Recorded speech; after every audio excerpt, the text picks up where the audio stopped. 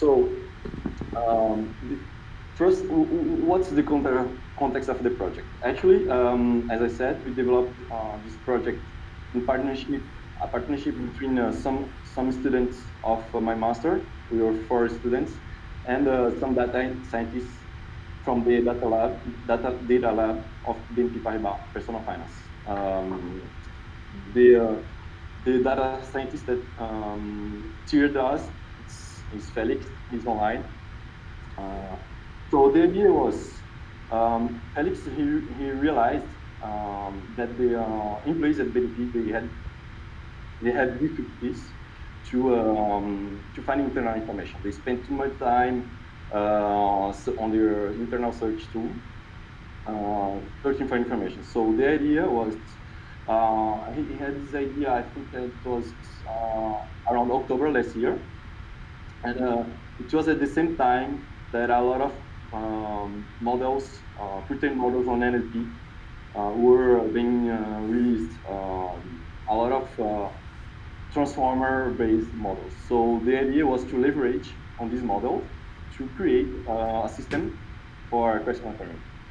So our final goal was to develop an application that could be coupled to the internal intranet of the BNP Paribas. And we also thought that it would be very nice to open source this project so that other people, other companies could use it in the internal intranet or for their internal projects with their own data.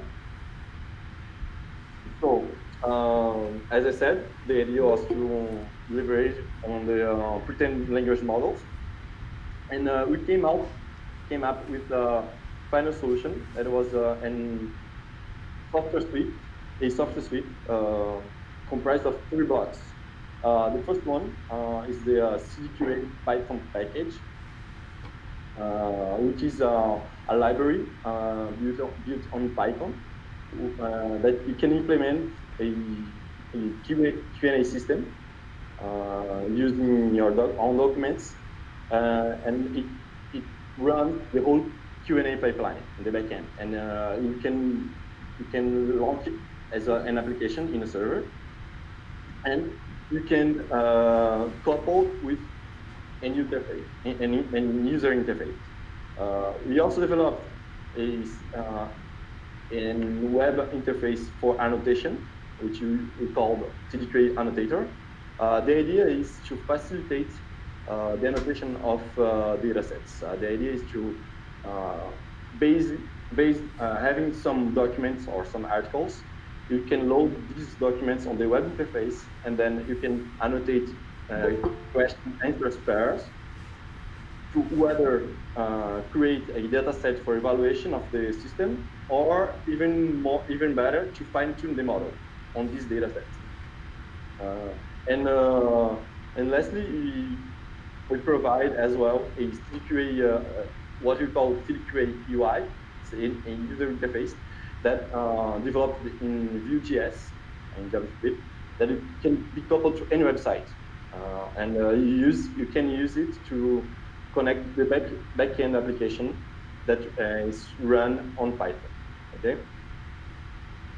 So to start, I would like to just present, to talk about a little bit of the difference between Opendomain and Codomain Q&A, and why we choose this name for the project. Actually, Opendomain is it's an integrated system that can answer to very different questions from different domains, from different data sets. So the idea is to rely on general ontologies and word knowledge. Oh, sorry, there's an error. It's word knowledge, not word. And a very classical example of this such system is .QA, which was developed by Facebook Research, released from 2017, and it used Wikipedia, like a series of an amount of articles from Wikipedia as database. So the idea we had was to create a system that you can fit to your data, and to your domain-specific data, and this system can learn some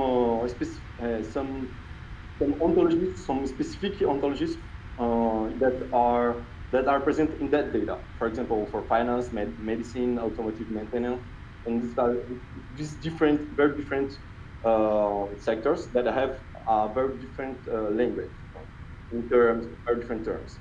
In our case, of course, our goal was to use it for finance. So that's why at the end we called it cross-domain Q&A, because the system exploit the domain-specific knowledge. Okay. Now I'm going to present the overall architecture of the system and how it works, and then I will go deeper in each block of the system. Okay, the idea is the whole pipeline is comprised of three parts. It's what we call the retriever, which selects the article based on a question.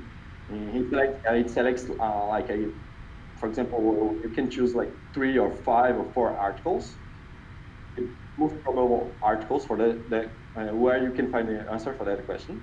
Then it sends each article together with the question for the reader. The reader you use in our system, it's the deep learning model BERT.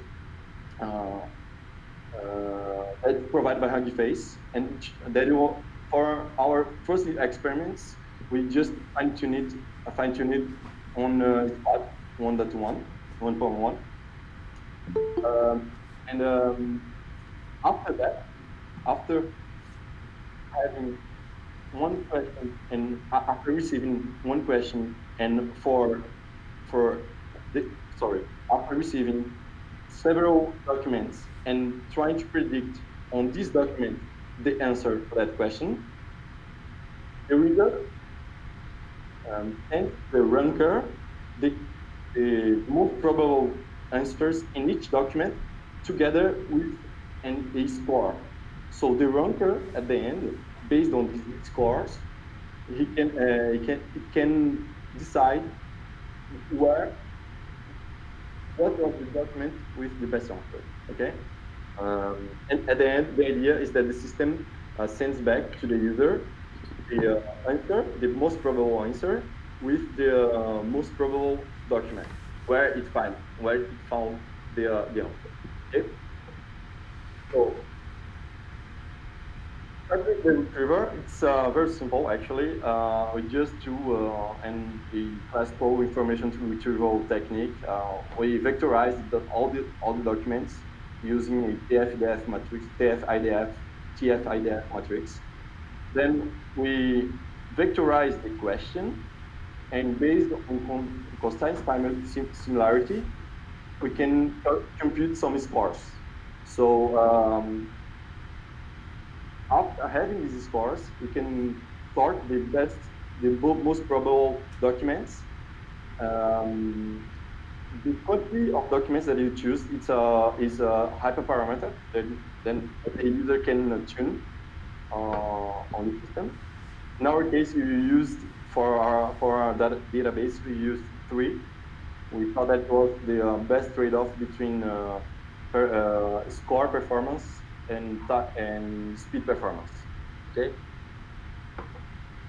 So then, before heading to the reader, actually we split each article in paragraphs. The quantity of paragraphs per article really depends on the data. So in our case, we had like around 8 paragraphs per document. Okay. So after that, let's say you had like 8 paragraphs per document, and we retrieved 3 documents. So we have something like 24 paragraphs, and you send these 24 paragraphs to the BERT model with the question. Okay. So the idea is the model tries to find the answer based on the question for each one of these paragraphs. Okay, and it sends us what we call the answer response. For those who are familiar with Q&A model, you might understand what is answer response. For those who are not familiar, answer response are actually just a continuous sentence that is present on the paragraph. The model is not, the idea is that the model sends to us the most probable token for the start token and the most probable token for the end token of the sentence. The model is not able to send like different sentences as answer. So the idea of Q&A models is that they send us a continuous sentence. Okay. And after that, you have to rank these answers. So that's a very tricky part of the system. Okay. As I said before, we have here the architecture of the model BERT, and the idea that we use the model, pre-trained model, and we link, we just add a less linear layer with the softmax that compute the probabilities. For example, here we have the probability for the start token, okay, which is based on a softmax function. We do the same for the end token, and then the model can compute the likelihood of each token and computes the most probable answer for each paragraph. Okay. The problem is we can't compare these probabilities between paragraphs. I will show it why we can't. So the idea is, let's say you have a paragraph A with this that is where you're trying to find an answer, and you have some answer spans, okay, and with different probabilities. Let's say that probably the third answer span is the most probable, okay, and let's compare it to a paragraph B, where the model finds that the best answer, the most probable answer is the 51 with probability P5 of B. Okay, so one can say, okay, let's just compare P3A and P5B. There's a problem actually. You can't do that because these probabilities are based on softmax function, and softmax function normalize the probability between the score between the different spans in the same paragraph. So we cannot compare. So the idea is that we came out with a solution that's really similar to the solution that Facebook Research did with Dr. QA. It's just remove the final softmax layer and compare the logits of the best answer in each paragraph. So the idea is we compute the logits at paragraph A, the logs for the sum for the start, and the logs for the end. We sum them. We do the same thing with paragraph B, and you compare them. You can think that technique as taking out the normalization factor in the probability, and supposing that the probabilities are just proportional to the exponential of the logits at the end. If you try to compute the joint probability of the start token and the end token, and if you take the max of these probabilities, it's the same as summing the logits, the best logits in each paragraph. So that's the idea. That's how the ranker works. So now I'm going to present just a basic tutorial. The first one is how to use the library, how to use the pipeline. So here we load some some functions that are useful for us, and you load what you call we import what we call the QA pipeline. That's the pipeline that it's going to be running on the backend. So we import it. Then we download the models. I've already downloaded them here in my computer. Then we download a data frame. And here we are using our data from BNP, on the public view at BNP. After that, loading the data frame, we can load the reader model on the pipeline. Actually, we do like that. You cdQA pipeline equals QA pipeline, and you define the reader. This model, it's a model, it's a BERT model that has a wrapper, a scikit-learn wrapper around it. So the idea is that we created in a class that wraps the HuggingFace model into a scikit-learn class. So after loading the pipeline with this model, we feed the retriever to the data. What does it do? It just vectorize the documents using TF-ADF metrics. Okay, so it fits the data. Then you can just try to predict on a question. Let's say you have a query, since when does the excellence program of BNP Paribas exists? And by running cdQA pipeline.predict, you got a prediction. Right now we are working on CPU, so it takes a little bit of time. Here on my computer is like 20 seconds. Actually 8 seconds, because I'm using another server. And then if you print, actually if you see actually the prediction here has 4 elements. The first element is the answer. The second element is the title of the paragraph, and the third element is the paragraph where it found the answer. Okay, so the query is since when does the excellence program of BNP Paribas exist has January 2016 as answer. The title of the document, which is really important for people that are searching for information, is this one. And here you have the context of the paragraph. Okay, you can also use the model on GPU. We created an API very similar to Pytorch. You just have to do cdQA pipeline.CUDA, send the model, the BERT model to the GPU, and you can compute really fast the prediction. That's the idea. So now I'm gonna present another quick tutorial on how to train the reader model for data. Okay. So the idea is we have this class that we call BERT processor and BERT QA.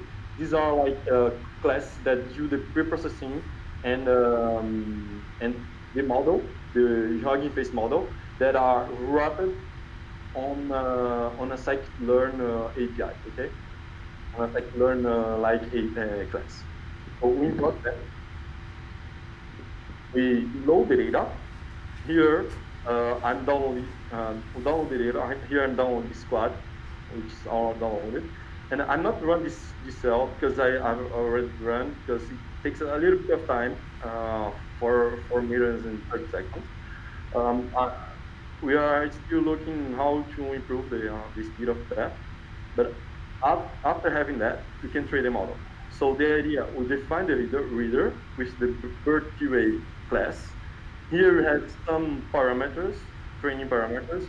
I decreased a little bit the parameters from the official HuggingFace repository, because our GPU here is not the best one, so it cannot handle larger batch sizes, larger sequence length, larger query length. So these are the numbers that I can run here. And then when you do that, the model starts to train. Wait a bit. Oh, here. Okay. So it's training. As you can see, one epoch takes about 47 seconds. So as I see 2 epochs, it's gonna be like something around 1 hour 30 minutes. So the idea is that after training the model, you can save locally on CPU. We advise to save locally on CPU because if you don't save on CPU and then load the model on a machine that doesn't have GPU, you're gonna have an error, so it doesn't work. So after training, you have to save the model on CPU, and you can just dump with job read. Okay, that's the idea of this tutorial. You have access to this tutorial in our GitHub repository. You can take a look at that. A look at that. And we have another tutorial that I'm not gonna present here because it's really similar to the first one, but it's just a tutorial on how to use a PDF converter. So let's say you have a folder with a lot of PDF documents. We created a converter, PDF converter, and right now, this week, I think it was this week, someone just made a pull request with a Markdown converter as well to our repo. And after converting your documents, you can just run the same pipeline, so the same step. That's the idea. Okay. Now I'm going to present the cdQA annotator and how it works. It's very simple. We teach on you can see on our repo, the README of our repo, how to deploy it. It's very simple. Here I have the application running already. So the idea is we load some data. Important. The data has to have the same format as Squad. We have some converters that convert your data frame or your files to the Squad format. So the idea is that we have to load a JSON on Squad format, and it can understand how it can runs on it. So here I'm loading the development set of Squad 1.1. And it also already understands the question that it has. So, for example, I can delete these questions. For example, here you have the questions and answers, and I can delete them. For example, I don't want the questions, I can delete them. So, and if I want to add some questions, so for example, okay, a little bit of lag, but it's okay. So, if I want to annotate questions, let's say I write what was the Super Bowl 50. So I just typed our question, but you don't need to type an answer. We create something that you just need to highlight the text, for example. But here I didn't highlight the good one, so I can highlight it again, and say I'm going to put the call again. And then I do add annotation, and at the end, I can see the annotation here. So after doing that with this paragraph, you can see that we have 54 paragraphs in this document. We have 48 documents in this data set. And after doing that, you just run next, and you go to the next paragraph. That's the idea of the cdQA annotator. You can search for a document here, just type the name of the document, and at the end, you can just download it. Okay? That's the idea with our annotator. After that, I can just present our cdQA user interface. We have it here in our official website. This is the interface, actually, that can be coupled to any website. You can just see on README of our repository how to do it. And here we let some examples. Let's choose an example. For example, who are the clients of BNP Paribas? We run it. It takes some time because it's running on CPU. That's the server, without. And so here we will have back the answer. Individual community associations, entrepreneurs, SMEs, corporate and institutional clients. We have the context and where the answer is present inside the context, and you have the name of the original document. Okay, that's the idea. You can customize the interface as well.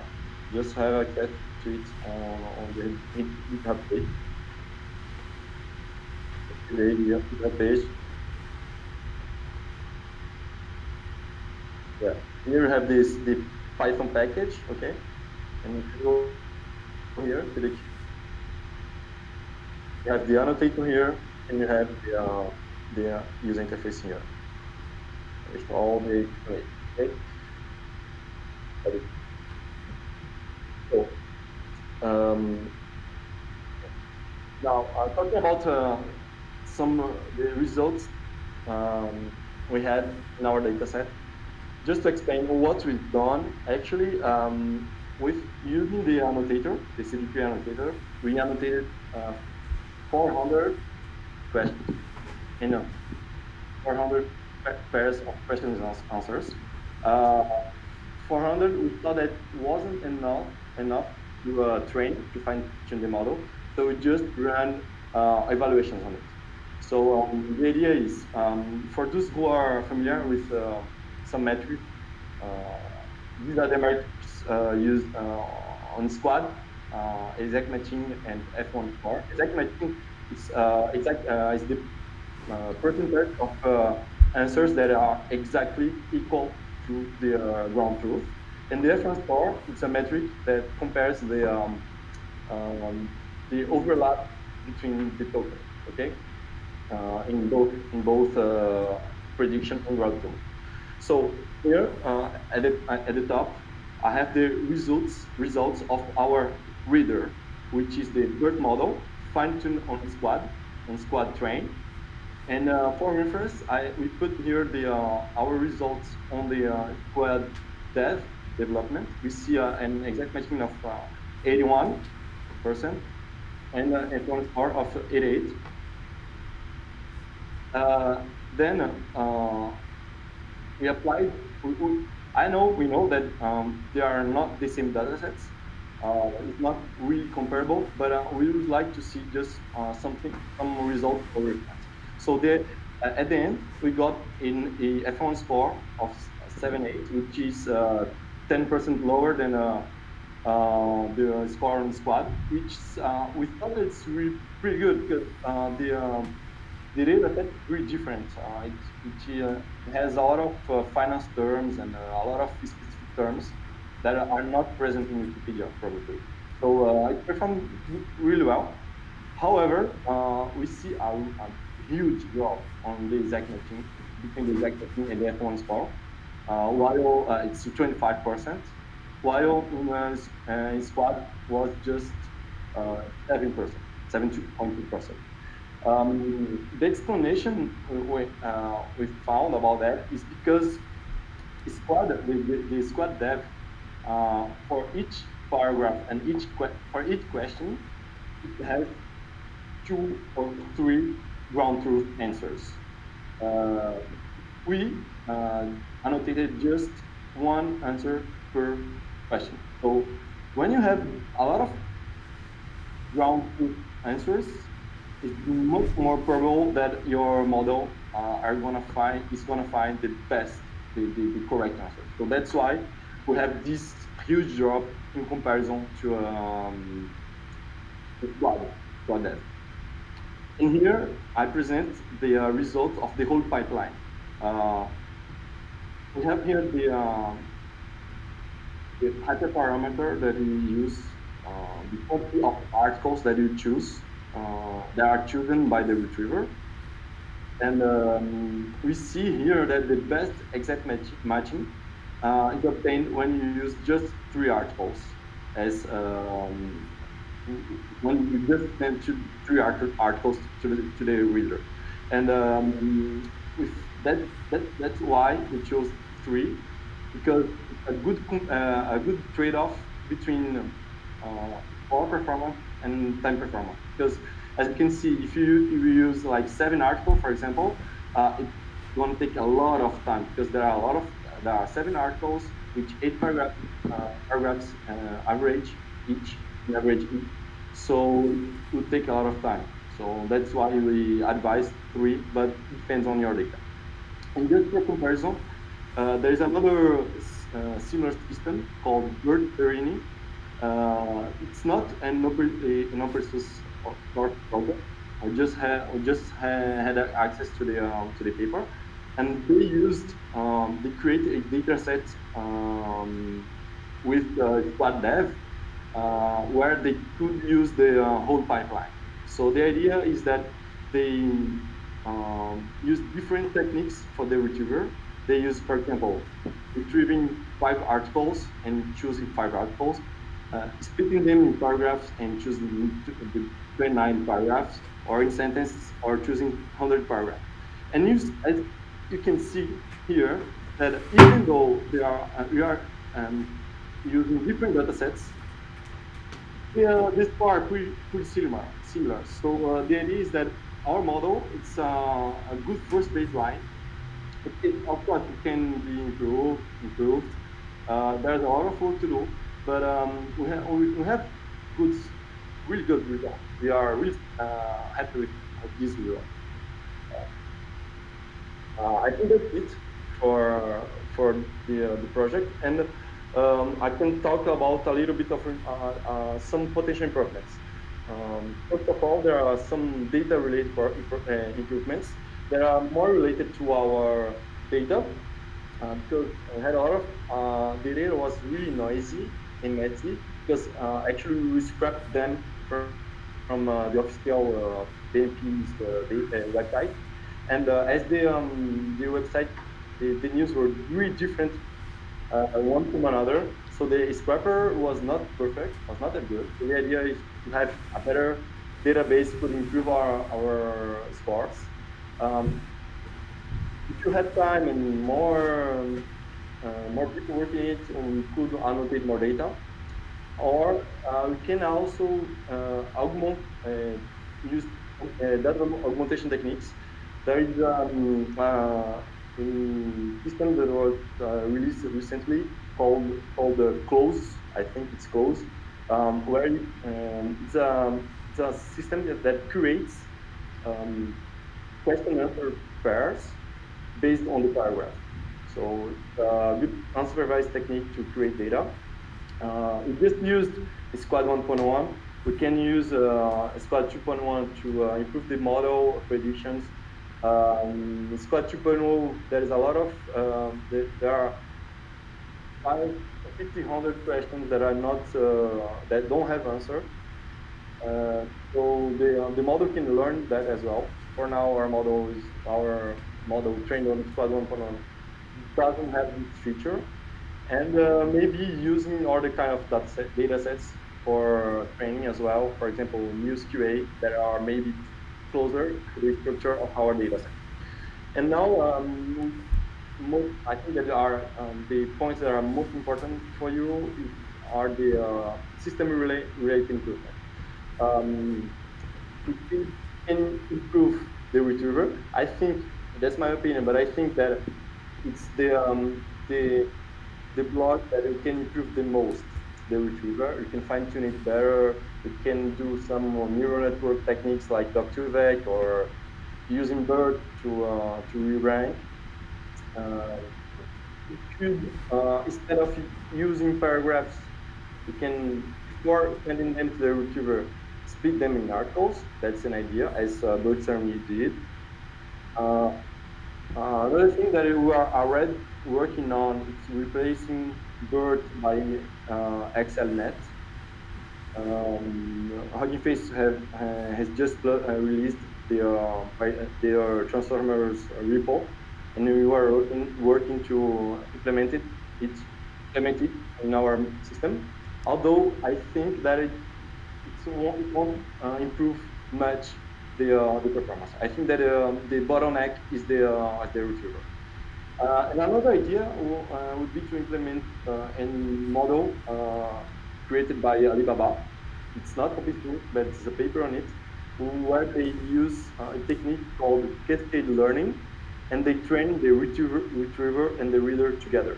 So this model can learn at the same time how to retrieve fast and how to read fast the article. One of the main points of this model is that it improves the speed a lot because it's not as huge as BERT, so it could improve the speed as well. And the other idea I had from the last NLP breakfast is to use knowledge distillation to train a model smaller than BERT. For example, we can use BDAF, which is much smaller, and using knowledge distillation, train it to create a model that's less huge and that can be faster. Mainly for model, very useful for models running on CPU. As you saw in during the tutorials, it takes a little bit of time on CPU. So that's it. Thank you, and don't hesitate to take a look at on the GitHub page. There's also an article I wrote explaining, but I think that this presentation is much deeper than article. And thank you. If you have some questions,